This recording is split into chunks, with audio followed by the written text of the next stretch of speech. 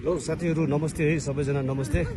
आज चाहिँ म यहाँ ढेँडो लेकमा के है लेक चेक गर्न आएको, त्यही भएर चाहिँ ढेँडो चाहिँ ढुङ्गामाथि खाँदैछु है, थाल होइन यो कुनै, त्यही भएर अब आज हेर्दो होला है तपाईँहरू। हजुर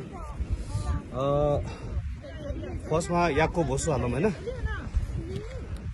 अनि त्यहाँबाट याकको मासु थिचेर बनाएको है च्याट्ट लाएर, अनि यो मुला भरिहाल्यो नि अब फेरि है, अनि त्यहाँबाट यो प्याज,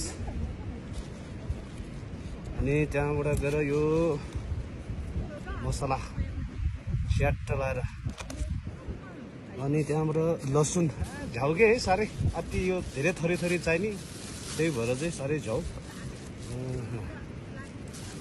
नुन पनि हाल्यो, अनि यो तुमछ्याङ, अनि यो खोर्सानी है,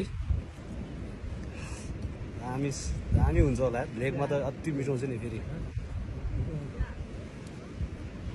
या किलो चप्नु या उर्सी बिच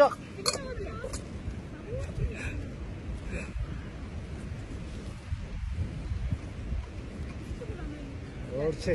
अब लास्टमा आएर तातो पानी टक्क ल ओर्छे। अब यति भएपछि त अब सुरु हो नि त फेरि होइन साथीहरू।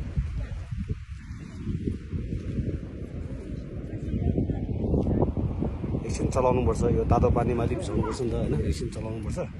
पुरा ढुङ्गामा है, पछाडि हेर्नु होला हिमालहरू छ र पुरा हिमाल छ नि पछाडि, अनि यहाँ ढुङ्गामाथि ढेँडो है। लेकमा छुट्टै रमाइलो। अब अस्तिसम्म त घरमा खाइरहेको थियो नि त, त्यही भएर आज चाहिँ ढुङ्गामा खाएको है।